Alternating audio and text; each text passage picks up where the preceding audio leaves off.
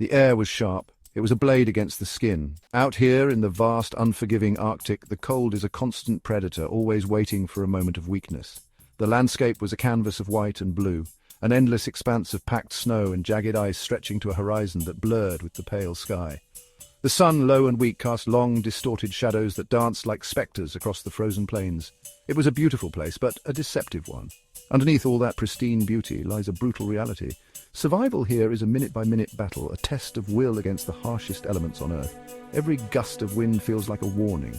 Two fishermen, bundled in layers of thick, insulated gear, were huddled over a freshly drilled hole in the ice. Their names were Lars and Gunnar. They were seasoned men, their faces weathered by years of exposure to the biting winds and relentless sun. Steam rose from their thermoses, mingling with the frosted breath that escaped their lips with every word.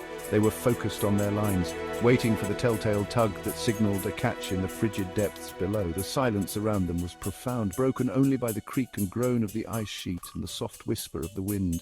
This is the Arctic siren song, a peaceful melody that can lull you into a false sense of security. It makes you forget you are a guest in a kingdom not your own. Suddenly a shift in the atmosphere. It was almost imperceptible at first, a subtle change in the pressure, a feeling of being watched. Lars, the older of the two, paused, his hand hovering over his fishing line. He scanned the horizon, his eyes squinting against the glare. Nothing, just the endless white. But the feeling persisted, a primal instinct screaming that they were no longer alone. This is a critical survival skill. You must trust your gut. When that internal alarm bell rings, you listen. Ignore it, and you might not live to regret it. He dismissed it as a trick of the light, a figment of his cold-addled imagination, and turned back to his work. A fatal mistake. From behind a massive ridge of ice, a figure emerged. It was a titan, a ghost of the north.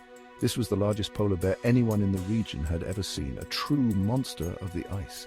Its fur, which should have been a brilliant white, was matted and stained with dark, ominous patches of dried blood around its muzzle and chest.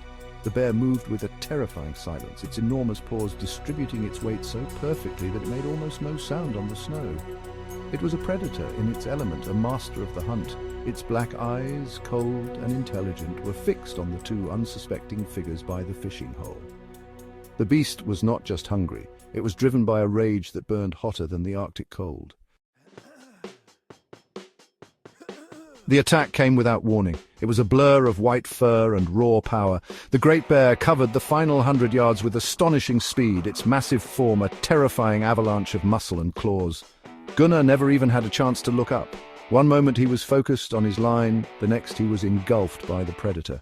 The bear swatted him with a paw the size of a dinner